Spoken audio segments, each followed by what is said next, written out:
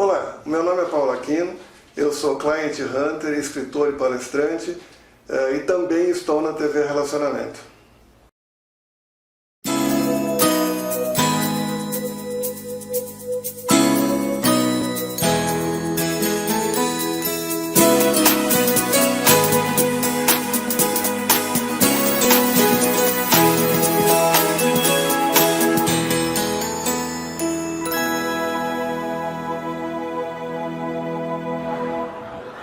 Olá, amigos internautas, sejam muito bem-vindos a mais um programa Mundo Corporativo. Eu sou a Paula Miranda e hoje eu estou com uma convidada muito especial, Juliana. Prazer, Juliana. Prazer, Paula. Muito obrigada pelo convite. Ficamos super orgulhosos de fazer parte do seu programa e dividir com todo mundo aonde estamos e para onde vamos. Legal. Gente, a Juliana é a cofundadora, coordenadora pedagógica da Word at School e é um projeto fantástico. Eu tive o prazer de participar, eu sou parceira deles, a gente fez alguns trabalhos juntos e é um projeto lindo que eu quero que todo mundo conheça. Então tive que chamar aqui a Juliana para explicar o que é e para contar um pouquinho pra gente. Antes de falar do projeto, Juliana, eu queria que você falasse pra gente um pouquinho da sua história e como que você chegou, em tudo isso. Bom, eu comecei a trabalhar com educação internacional em 2006. E tudo começou quando eu trabalhava como uma professora substituta de uma escola internacional americana. E eu comecei a observar o quão diferente e quão rico era o currículo daqueles alunos e quão interessante seria se pudéssemos juntar aquele currículo americano com o que nós aprendemos no currículo brasileiro. E naquele momento eu fui à escola onde eu estudei, é o Colégio Magno, um colégio que eu tenho um super orgulho de ter feito parte como aluna, enfim, no futuro depois como profissional. E entrei em contato com a escola e conversei com a direção e falei, olha, vocês já pensaram em alguma possibilidade de firmar um convênio ou alguma coisa com uma instituição fora do Brasil e promover isso para os alunos? Eles se interessaram muito pela ideia. Naquele momento, até existiam já no Brasil algumas empresas que poderiam proporcionar esse currículo. Então, demos início ao projeto. Isso foi em 2008 já, quando eu comecei o projeto. Foi muito interessante porque, na verdade, foi uma ideia muito inovadora, mas era um processo de aprendizado, tanto para os alunos, como para mim, como para a escola e para os pais, num currículo brasileiro tão profundo e tão difícil, ainda você colocar um currículo americano, e na verdade, para que seria aquilo tudo? Como é que funciona? Então meu filho vai estar numa escola americana, então ele está garantido, então foi um período de aprendizado para todo mundo. E nesse mesmo período de aprendizado, eu entendi muito o que era implantar um projeto internacional de um outro país dentro de uma cultura tão forte escolar como o currículo brasileiro.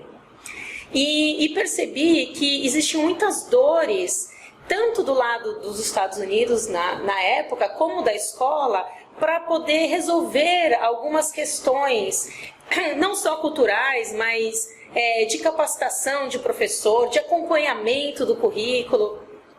E foram 9 anos entendendo, dando bastante assessoria para as escolas dos Estados Unidos, aprendendo bastante dentro da escola brasileira, até que um dia eu resolvi, eu era formada em pedagogia, e eu resolvi que eu ia fundar uma escola americana no Brasil, e seria uma escola digital.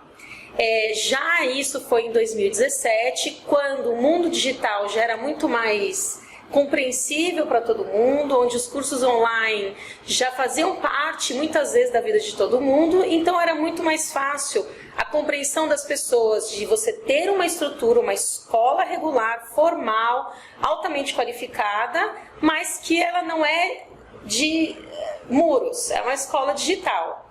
E com professores, com toda a mesma estrutura de uma escola regular. E que isso possibilitaria não só alunos fora de escolas, alunos que se conectassem diretamente com a gente, mas alunos dentro de escolas que também, já dentro das paredes, pudessem ter, além das aulas regulares do currículo brasileiro, de geografia, matemática, também pudesse ter as matérias do currículo americano, a mesma que os alunos americanos têm nas escolas regulares, os alunos canadenses, os alunos australianos, enfim, todo mundo que é nativo da língua inglesa.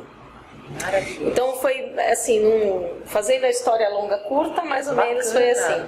E é super inovador esse seu trabalho, né? Ele exige a quebra de alguns paradigmas, né? Vários. Quais são eles? São vários paradigmas, né? Primeiro, da próprio processo de aprendizado. A gente... E isso é uma coisa que eu falo em várias palestras que eu dou. A gente fala muito sobre inovação, as escolas têm trazido isso muito para os pais, para os alunos, mas no fundo a gente ainda está muito preso à aula, o professor levando conhecimento, os alunos sendo testados, o quanto eles compreenderam aquele conhecimento, e isso vai prepará-los para que no futuro eles façam outra prova para dizer se eles têm conhecimento para entrar numa faculdade. As escolas têm tentado modificar, mas ainda por conta do vestibular e agora do Enem, ainda não é possível esse aluno se desligar desse paradigma de processo de ensino e aprendizagem e verificação. Quando você fala de um currículo internacional que é desprendido, né, nos Estados Unidos, ninguém sabe o que é Enem, ninguém sabe o que é vestibular, né? Na Austrália, no Canadá, na Europa, o processo de você entrar numa faculdade é completamente diferente. Então isso já é o primeiro paradigma, né? Na escola brasileira, o aluno ele entende que ele tem que tirar a média. Ele tirando a média já está ótimo, quando acabar não interessa o que ele fez na escola, porque vai começar tudo de novo e tem que prestar uma prova. Num currículo internacional, nos outros países, o que o aluno faz no fundamental, do 9º ano ao 3º ano do ensino médio, importa muito. Esse é o portfólio dele que vai autorizá-lo a entrar numa faculdade que ele deseja. Então, já desde o 8º ano, o aluno começa a imaginar qual universidade que ele quer, baseado no clima, baseado na colocação do curso que ele busca, nas possibilidades de bolsa, enfim, numa série de requisitos. Aí, desde o 8º ano, ele começa a se preparar, buscando boas notas. No currículo internacional, não é difícil tirar boas notas, porque não é baseado na memorização, é no que você faz com aquilo que você sabe. Ou seja, você tem um conhecimento aqui, a pergunta é essa: olhando nisso, o que é que você vai responder baseado no seu pensamento crítico e no conteúdo que você tem aqui nas suas mãos? Então é todo um processo completamente diferente, que os alunos que estão engajados em entrar numa boa faculdade, eles aproveitam essa oportunidade, além de participarem de trabalhos extracurriculares, de esporte, de voluntariado. Tudo que eles fazem conta para a formação do portfólio, para mostrar a liderança, o empreendedorismo, a relação com os outros. Então, isso tudo é juntado pelo aluno e aí ele vai prestar a faculdade. Então, isso já é o primeiro paradigma, porque o aluno brasileiro, quando está no currículo internacional, ele busca a média. E o que a gente hoje trabalha com ele, olha, a média significa que você, no currículo internacional, não significa que sua escola é muito difícil e você estudou e conseguiu. Significa, você fez muito pouco. Sim. Porque você tem aqui a resposta, você tem um professor. Se você tirou 6, foi porque, né, você não está demonstrando muito entusiasmo. E isso lá na frente reflete na universidade. Será que esse aluno é um aluno que vai absorver as oportunidades que nós estamos dando para ser um futuro profissional que soluciona problemas, que inova? Então, isso é um dos paradigmas que a gente precisa mudar. Sem dúvida. E eu fico pensando aqui, nós temos pais de alunos nos assistindo, nós temos diretores de escola, professores, coordenadores, muita gente do mercado de educação também. Talvez seja uma pergunta que eles estejam fazendo. Eu implantar isso na minha escola, o quanto que eu mexo na estrutura da escola, o quanto que isso impacta num dia a dia, como que eu consigo fazer essa união? Né? É uma ótima pergunta. O impacto ele é muito pequeno na escola, né? A gente já trabalha eu trabalho com currículo internacional desde 2008, né? Então são muitos anos fazendo implantação e entendendo toda a perspectiva do lado da escola e toda a necessidade do currículo oficial dos Estados Unidos, né? a primeira coisa que a gente precisa entender é que as escolas hoje, elas estão oferecendo, na sua grande maioria, currículos bilíngues, né? Então, o currículo bilíngue, muitas vezes é um currículo de extrema relevância, porque ele é uma imersão do inglês, mas ele não traz um currículo oficial, mesmo que um aluno nativo de língua inglesa faz. Então, muitas escolas hoje nos procuram para substituir o currículo bilíngue e colocar o currículo internacional oficial, onde o aluno vai sair com um diploma no final e vai ter o mesmo currículo que um aluno, por exemplo, americano. Então, o impacto é muito baixo. As escolas que não têm essa perspectiva, elas fazem a mudança ou dentro do currículo da grade, ou seja, eles pegam o inglês que é dado na escola, o inglês como segunda língua, o inglês que a gente aprendeu do verbo to be. Sim.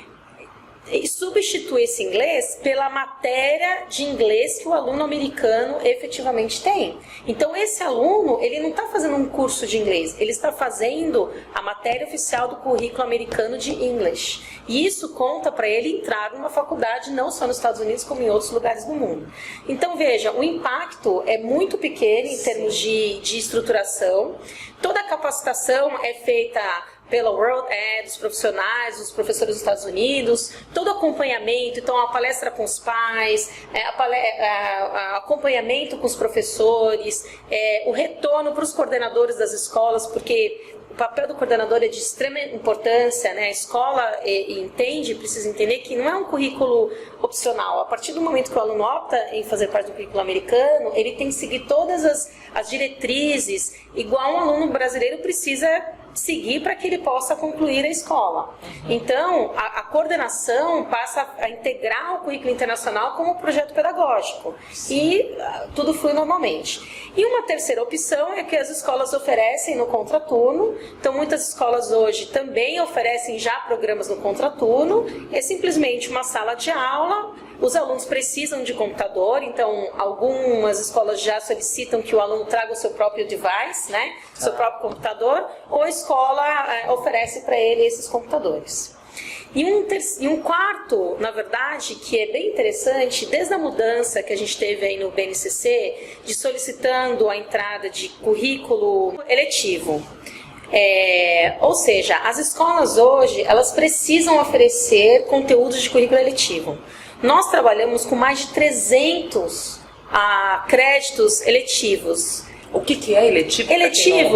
Eletivo, existe o currículo obrigatório brasileiro e os alunos precisam fazer matérias eletivas, ou seja, eles têm uma gama de possibilidades de escolher a área do conhecimento ou o conteúdo que mais lhes interessa. Por exemplo, o aluno quer fazer uma matéria eletiva de empreendedorismo, ele quer fazer uma matéria eletiva de psicologia, de robótica. Então, nós temos um currículo oficial chancelado, que não é só um curso, é um currículo, uma grade que o aluno vai fazer esse eletivo dentro da escola brasileira e esse curso eletivo também é reconhecido fora.